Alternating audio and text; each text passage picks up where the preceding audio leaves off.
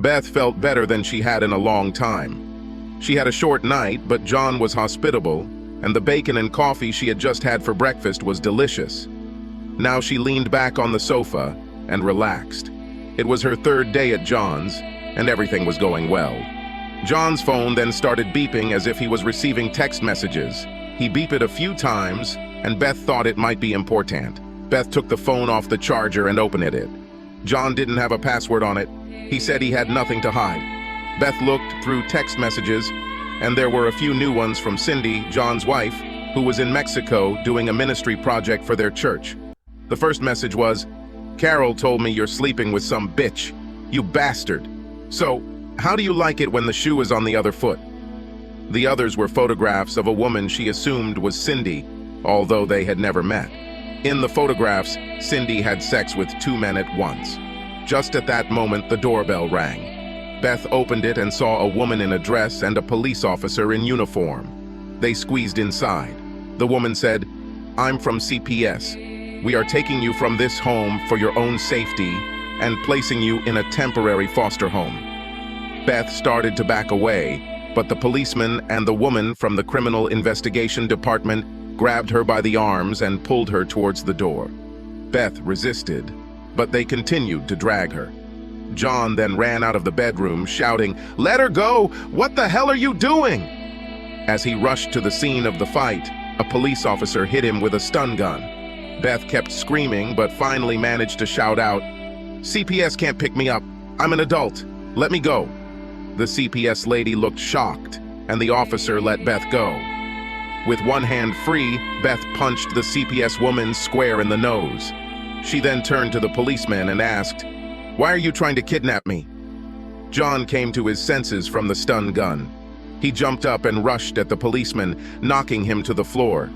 The policeman managed to grab his gun and shoot, hitting John in the shoulder. That's when two more police officers burst into the house and handcuffed John and Beth. Beth said, "These people tried to kidnap me. That CPS bitch said she would take me into foster care. I'm an adult. I think they were going to sell me." John tried to help, but another cop shot him. John said, "I need an ambulance, right now." An ambulance was called when police outside heard a gunshot and arrived a couple of minutes later. The paramedic took one look at the situation and shouted, "What the hell? What kind of idiot cuffed this man's hands behind his back while he was shot in the shoulder? Don't they have an IQ test for cops? Remove the handcuffs, now!" One of the cops turned John over onto his sore shoulder to remove the handcuffs. John screamed in pain. Beth screamed, "Stop hurting him. My mother is a lawyer, and she will make you all pay. Why did you even burst in here?" "CPS? I'm an adult." The woman standing by the door grinned. "I called them. I saw what happened here while this man's wife was serving the Lord." Beth told John, "Find out her name." Two more policemen entered the house, this time in plain clothes. One of them said, "What's going on here?" Beth said, "Those two tried to kidnap me, and when my father tried to help, he shot him. I want them arrested." The policeman said, "Take her handcuffs off." He turned to the CPS lady he recognized. "Why are you here?" "We got a call that a child was in danger and a man was threatening her with a gun, so we came to pick her up, and then all hell broke loose." Beth screamed, "I'm an adult, you idiot, and this is my dad." Paramedics wheeled John out on a stretcher. Beth ran up to him. "Will he be okay?" "He should be fine in a few days." "Officers, can she go with him in the ambulance?" The guys in civilian clothes said yes at the same time. Then they told everyone to sit down. One went out the door and caught a woman retreating across the street. He brought it back and took statements from everyone. A day later, John and Beth were in a hospital room talking to a man in a suit. He said, "I have copies of all statements. The CPS lady is in the process of being fired. The police officer who shot you has been suspended pending an investigation. The woman, Carol, admitted that she called them without really knowing what was going on. Perhaps she will be accused of something, but we are not sure what exactly." Beth looked very serious and hugged John. "She did something else, Dad. She told Cindy that you were sleeping with some bitch. I was just looking at your phone before all this happened. I'm so sorry, Dad." John looked at the photographs, and tears began to flow. "Well, that's it then. do some paperwork.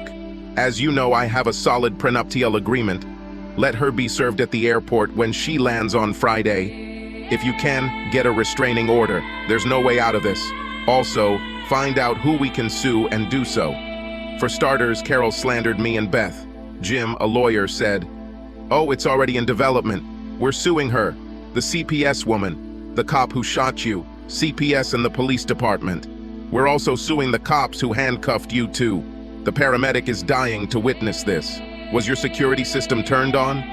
John smiled. "Certainly. All this is in the cloud. I need to take painkillers and rest." "Thanks, Jim." A few hours later, Valerie, John's personal secretary, arrived to update him on business matters.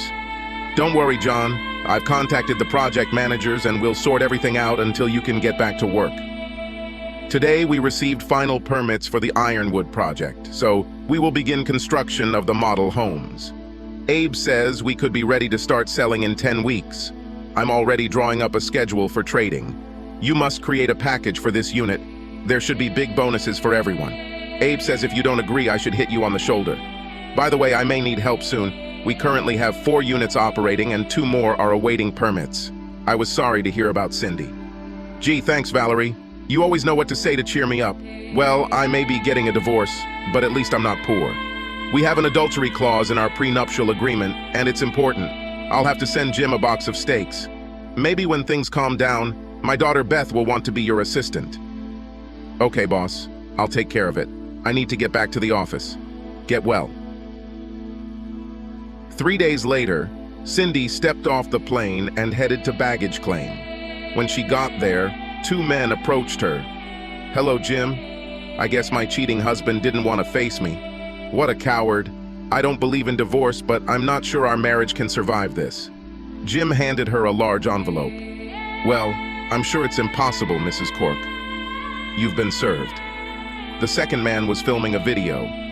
Jim continued, "Besides, there is a restraining order in the envelope. You cannot come within 500 feet of your house or John. Copies of the photographs you kindly sent are in the envelope. John files a complaint under the article adultery. There is also a letter from John. The marriage contract will be respected 100%. As Jim left, Cindy shouted, "He can't do this! He cheated first!" Jim simply turned and said, "Read the letter and do not violate the restraining order. Otherwise you will end up in jail." Cindy was shocked. She collected her luggage and took advantage of the free shuttle to a nearby Hilton hotel. When she tried to rent a room, none of her cards worked.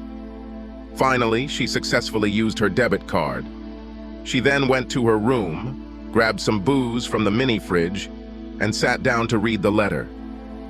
"Cindy, I'm guessing you were shocked that you were served at the airport. You should have expected this. After all, you actually cheated on me with 2 men at the same time, and then sent me photos. Beth showed them to me when I was in the hospital after a gunshot wound. I hope to be home by the time you read this, but I don't know for sure. Beth was a little bruised, but otherwise okay. Apart from this divorce suit, many other people are having problems. Lives are ruined. And it's all because of you and your smug friend Carol. Not only did Carol tell you that I was cheating, which by the way I wasn't, she also called CPS on Beth, which resulted in me being tased and injured and many careers being ruined. We're suing her, just so you know, along with the idiot from CPS, the cop who shot me, and several others, including the 2 men you were with." By this time, Cindy was crying and practically in shock. She read on. "I think I should introduce Beth. You may remember when we met, I told you that my last girlfriend, Marcia, dumped me in a very public and disgusting way. Turns out, because of this, she couldn't come to me and tell me she was pregnant. So I ended up having a daughter I never knew I had. Beth, my daughter, finally convinced her mother to tell her who her father was. A few days after you left, she knocked on my door.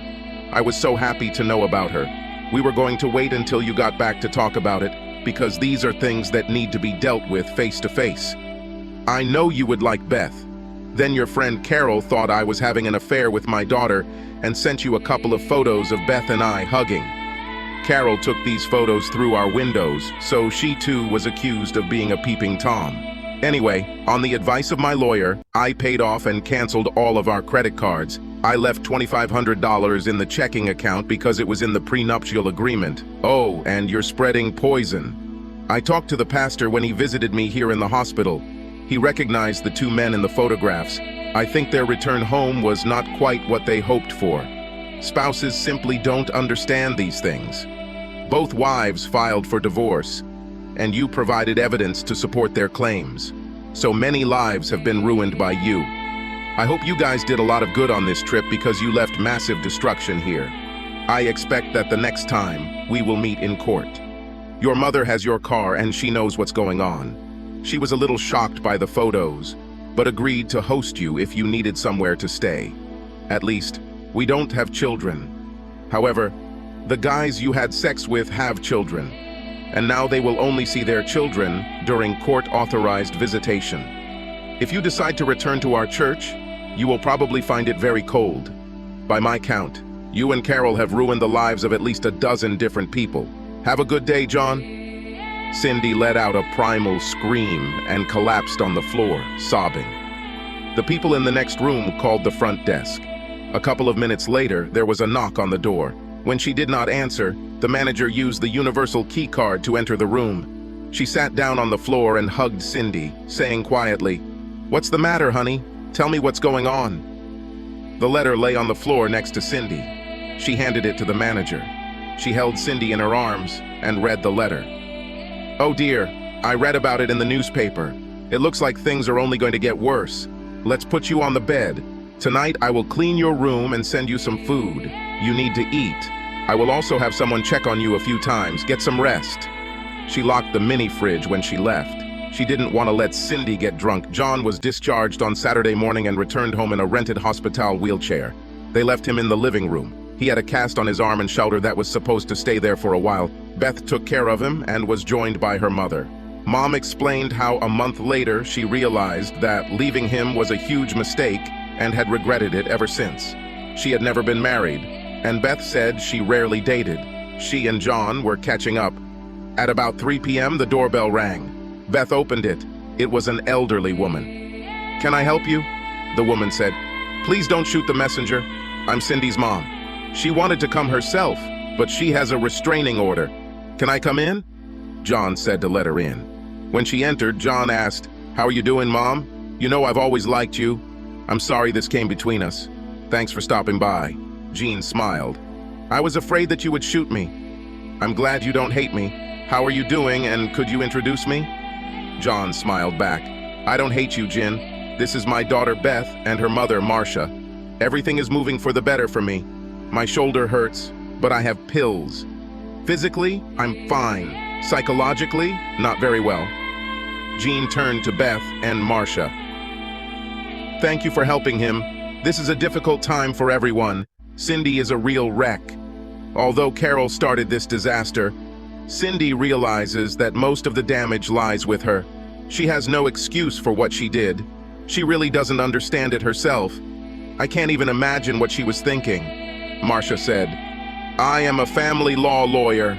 I see things like this too often. It's never a logical or reasonable explanation. If people were always logical and reasonable, such things would never happen. My colleague calls this an instant idiot attack. Such a person always feels terrible afterwards, but usually by then, it is too late. Many times marriages seem great until an explosion occurs. Then there was nothing left but a fireball. It happens so quickly and without warning that there is no time to stop it." John was sleeping, and then, boom, the cops, the CPS people, the injury, and the photos. His world exploded in a matter of seconds. He didn't stand a chance. I understand, and so does my daughter. She received a text from her friend and made a split-second, terrible decision. At that moment, she was controlled by anger. Anyway, I just stopped by to pick up some of her things. Can I? Marcia stood up. "Beth, stay with John. I'll help Jean." "John, can she take advantage of your suitcases?" "Of course. They are on the top shelf in the dressing room." As soon as they got upstairs, John asked, "Beth, what happened to your mom?" "She acted like she was in love with me, but still left me. Plus, she did it screaming in public, calling me all kinds of disgusting names. Now she's so cute. Is she planning on trying to break my heart again? Given the current situation, I'm a little afraid to tell you. Okay, but I can't trust her. Maybe she should leave then. Beth began to pace around the room. A couple of times she started to say something, but then fell silent. Finally, she stopped by the bed. Fine. Her roommate saw you with another woman. Mom got mad and yelled at you. After that, you tried to call her a couple of times, but she didn't answer your calls. A couple of weeks later, she and her roommate were walking, and the roommate pointed out the woman she thought you were cheating on your mom with. Mom recognized this woman. It was your sister. Mom tried to call you that night, but the number was no longer in service. A couple of days later, she came over to your house, and the neighbor told her that you dropped out of school, transferred, and moved out. Where, she didn't know. So, it was exactly the same as now.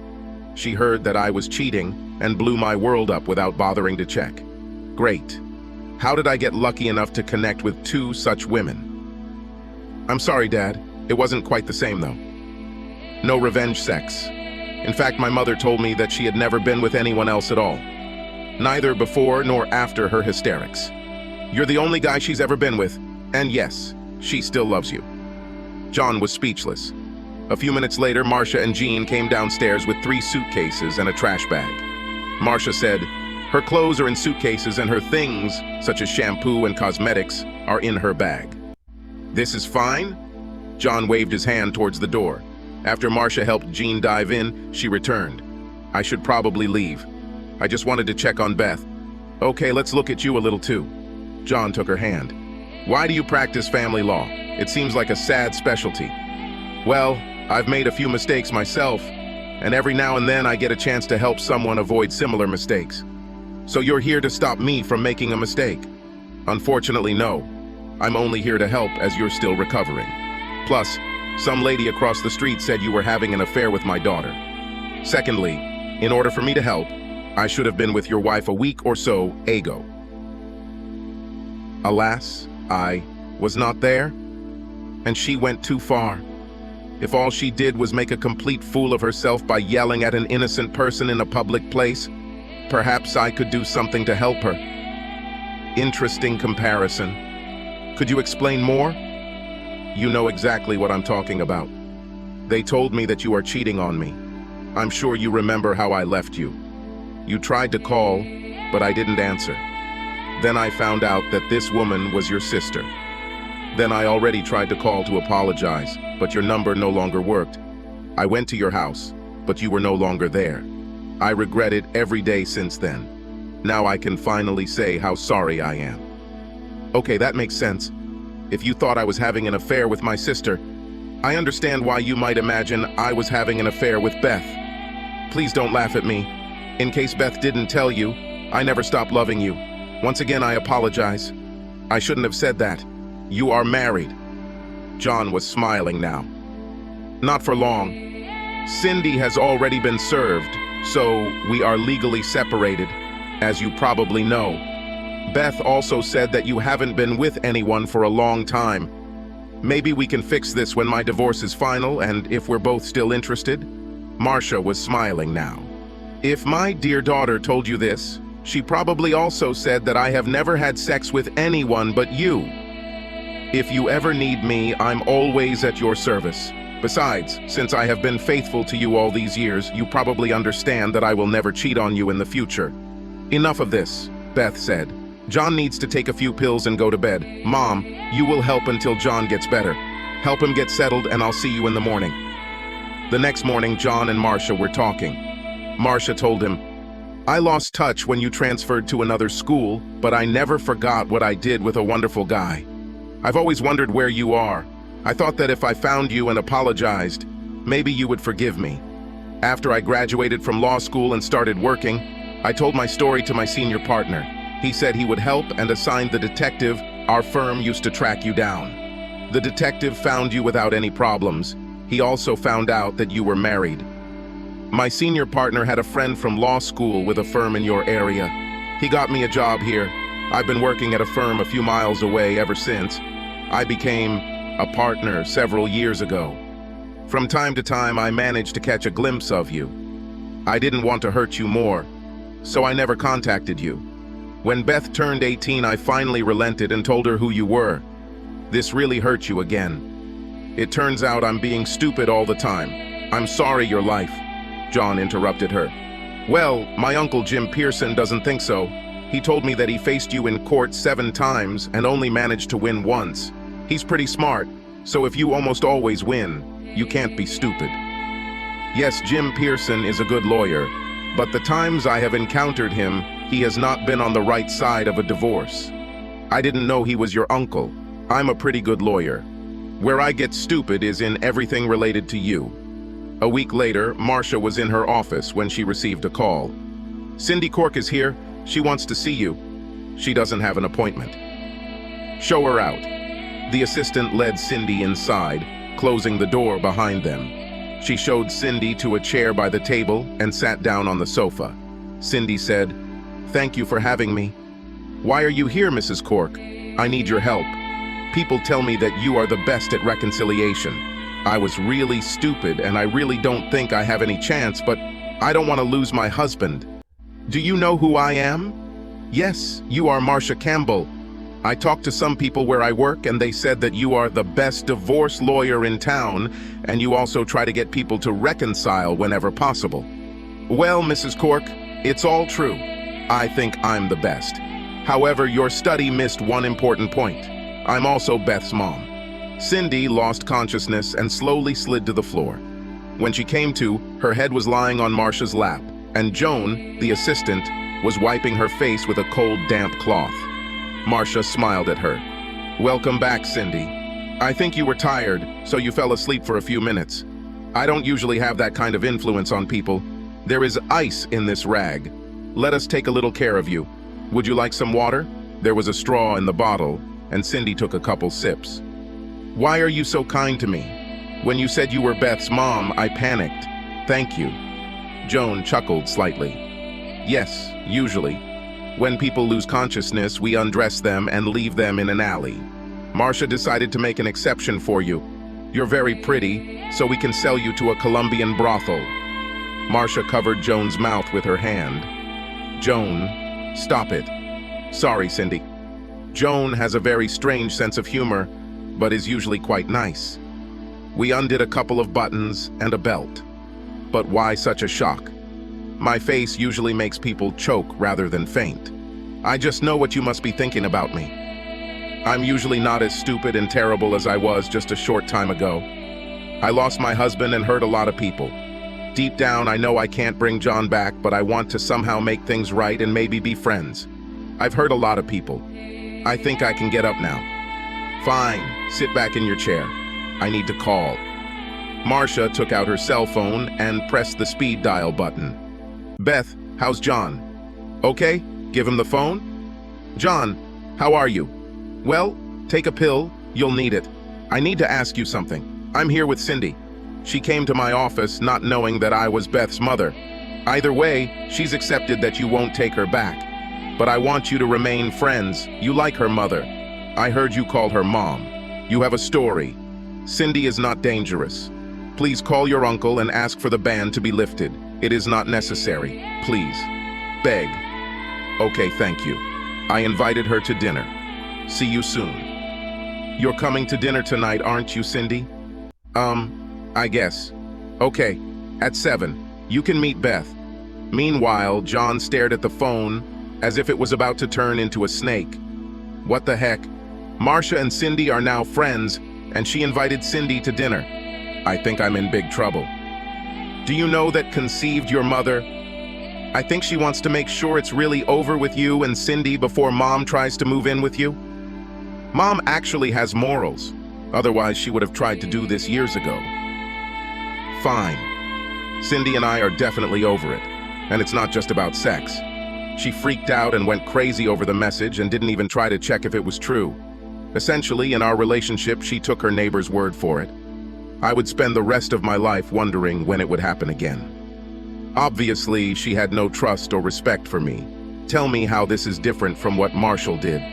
"Okay, so your mom didn't sleep with 2 guys in retaliation, but she broke up by yelling at me in an obviously public place because a friend said she saw me with another woman. She was ready to leave me without any evidence at all, and to do it through public humiliation. Again, no trust and no respect. I understand your point of view, but let me ask you this. If your mom came to you a few days after her mistake, would you take her back? Yes, her mistake was similar, but her reaction was much less crazy. Many couples quarrel, break up, and soon make up. This kind of thing is quite common when people date, and often occurs due to misunderstandings. Doing what Cindy did, and doing it after 14 years of marriage is not the same thing. John thought about it. Okay, it's true. Despite the similarities, what Cindy did was unforgivable. To answer the question, yes. If Marcia had found me a week later, explained what happened, and apologized, we would have made up. Hey, I loved her. It took me a couple of years to start dating again. I need another pill. Beth gave him another pain pill, and he fell asleep. Marcia returned home around 5 p.m., and John woke up when she kissed him. He woke up when their lips touched, smiled, and said, "This is violence. I am unable to resist my condition." Marcia just smiled. "Well, I'm a lawyer. Sue me." "So, why did you invite Cindy to dinner and make me cancel the party? Are you trying to get us back together?" "Whether you get back together or not depends only on the two of you. I have no right to my own opinion. I invited her because you two haven't spoken since all this happened. All this happened because there was no conversation. Her friend sent her several messages accusing her, and she acted without talking to you about it. A simple conversation, and all of this could have been avoided. I know Jim Pearson is a divorce lawyer, but if you were my client, I would insist that you meet face to face. The breakdown in almost every love story begins with either a lack of communication or misunderstanding. John didn't say anything. Cindy arrived at about 10 minutes to 7. She didn't knock. She simply walked in and walked towards John. Beth intercepted her. "Why didn't you knock? And don't even try to touch him." Cindy stopped and said, "John, can I talk to you alone? I'm really sorry." John shook his head. "No. You cheated with 2 men, caused the breakup of 3 families, and left 5 children with visiting fathers. Because of your good friend Carol, my daughter was beaten and handcuffed. I was hit with a stun gun, wounded and handcuffed. There's no way I'm going to be alone with you. In addition, the house belongs to me under the marriage contract. And Beth is right, you should have knocked. Tomorrow I'll pay for the locks to be changed." Marcia entered the room. "It looks like everything is going well so far." "How are you, Cindy?" Joan asked me to say hi. "Thank you for inviting me, Marcia. Tell Joan for me that she is a cruel person. But I'm sure you know that. I'm not trying to hurt John." John practically shouted, "You already did it!" "I know. I just mean I try not to do it anymore. I was stupid. I don't know why I did what I did. I went to Mexico to do God's work, but instead, I did the devil's work. I'm not trying to force you to take me back. What I did was unforgivable. I just hope you don't hate me. If you need a housekeeper or a cook or anything else, or a nurse while you recover, I would be glad to do it as a kind of penance. I already went to church last Sunday. I publicly apologized for the terrible mess I made. Maybe I'll write a book, How to Ruin Your Life in 10 Minutes. "What does 10 minutes mean?" asked Beth. "I'm a virgin, but I think sex should take longer." "That's true, but we definitely didn't have sex. I just asked them to pose with me so I could get the photos. I'm so sorry I did this." I explained this to both wives. They both slapped me. I don't blame them. I don't know if my words have any meaning to them. There was silence for a few seconds. John then said, "It may matter to them because they found out about it by accident. However, for me, it doesn't matter much. Yes, it is unbearable for me that you cheated. And it is cheating if you are naked and 2 naked men penetrate you, even if it was only for a moment. It was terrible to find out that my wife was cheating on me. But what was even worse was that you deliberately hurt me as much as you could without even giving me a chance to defend myself. You received a message from someone that I'm cheating on you. Instead of contacting me, you sent me photographic evidence of your infidelity with 2 men at once. This is very different from someone trying to hide an affair and getting caught. Yes, an affair is Of course, cheating. But at the same time, they are not trying to hurt their spouse, but are trying to hide it. Putting it out there like you did means you didn't want to be married anymore. Obviously, no self-respecting man will put up with this and take you back. Either you wanted out of the marriage and did what you needed to do to make it happen, or you have so little respect for me that you thought I would accept this situation. I assure you that if someone told me that you were cheating, I would either confront you or look for real evidence. Maybe I'd hire a private investigator. Besides, we've been married for quite a long time. I doubt I would even believe it without real evidence. I loved you. I trusted you. You didn't feel the same. Now I know that I can never trust you with my heart again.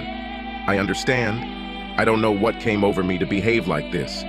Since I don't know why I did it, how can I promise that it will never happen again? Before I went on this journey, no one could have convinced me that I would ever behave this way. It's like I don't know myself. John thought for a moment. So, what are you going to do now?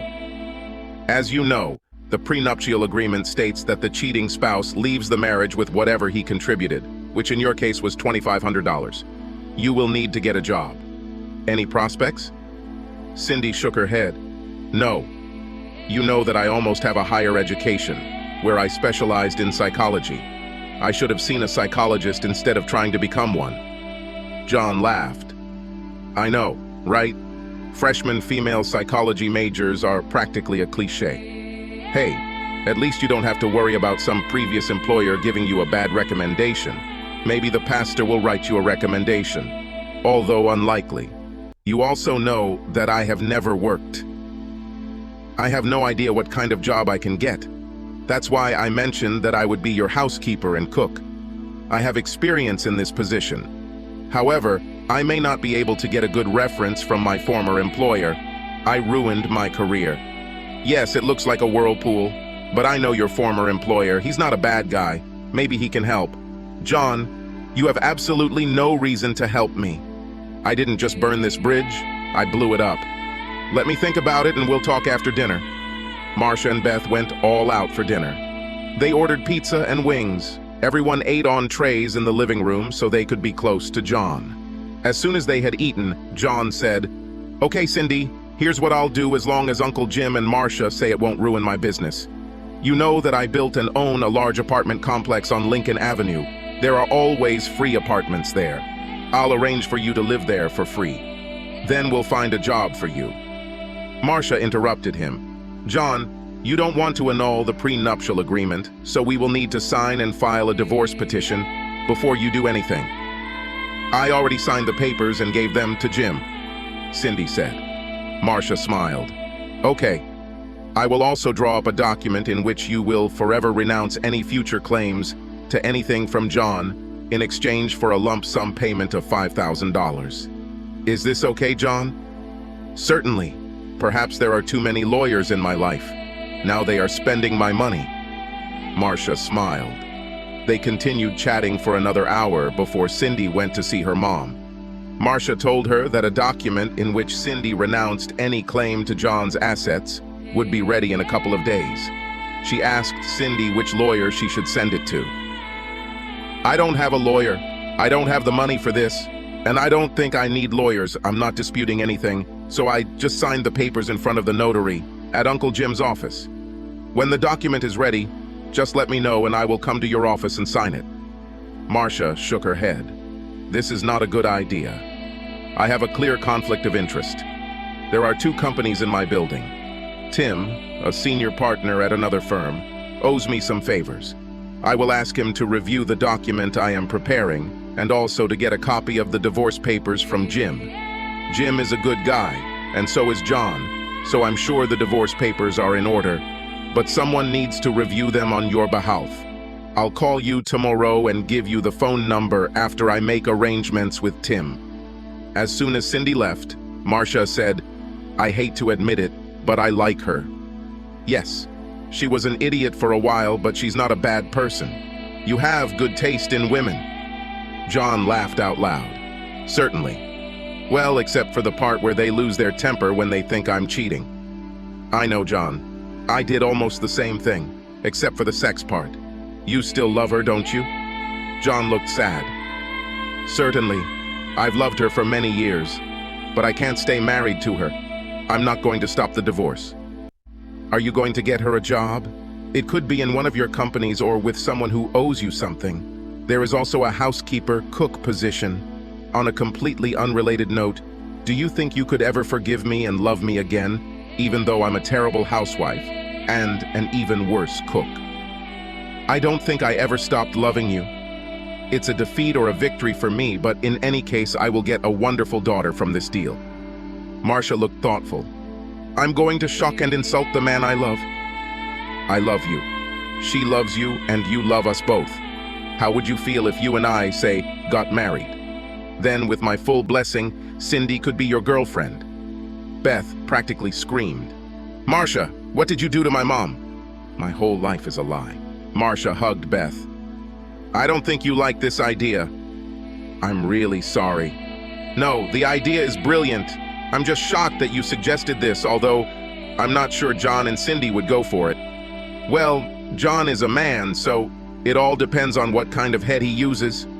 John shook his head.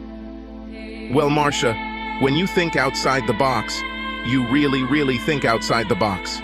Why?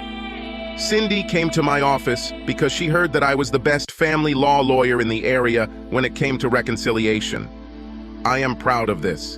In this case, the obvious stumbling block to you guys getting back together is my reluctance to break up with you now that I'm sort of back. That's all I could come up with. I invited Cindy over tonight to see if we could get along because it wouldn't work if she and I were at odds. Turns out I like her, and I think she even likes me. Wouldn't this be a win for everyone? Do you think you can handle two women? Beth, if I've learned anything lately, it's that I can't handle even one woman, let alone two. I can already imagine how they make the schedule. You might as well stick a fork in me. I'm over it. Marcia leaned down and planted a passionate kiss on his lips. I'm going to call Cindy and tell her to come back. We should probably ask her everything. Cindy returned about 40 minutes later. She just sat down on the sofa and said, Okay, why did I have to go back? I'll take it upon myself, Beth said. My mom has an offer. You originally approached her because of her reputation as a conciliator. Well, she came up with one option. So far, you two seem to like each other. You're both in love with Dad, and even though you've both hurt him at different times, he still loves you both. Mom suggested that she marry Dad, and you could be the side chick. What do you think? This is the best offer you can get. Cindy began to cry, and soon it all turned into sobs. Marcia and Beth sat on either side of her and held her. It took her a while to calm down. If John agrees, then I'm definitely fine. It's much better than losing it completely. We may need a calendar, John groaned. See, Beth, I told you so. I'm dead. A few months later, the divorce was final. John and Marcia did not marry, but she and Beth moved in with John. John got the house across the street where Carol lived during the trial. All other lawsuits were settled for undisclosed amounts. Cindy moved into Carol's old house across the street as soon as John ordered his crews to renovate it. Cindy actually worked for John as a housekeeper, cook, and Marcia and Cindy worked out a schedule of sorts. It turns out that neither Marcia nor Cindy liked girl-on-girl sex, but they both liked threesomes. So in the end, it was a win-win for all three of them. Subscribe to our channel so that your second chaff doesn't cheat on you, and go ahead and listen to the next story, because this story is nothing compared to the next one.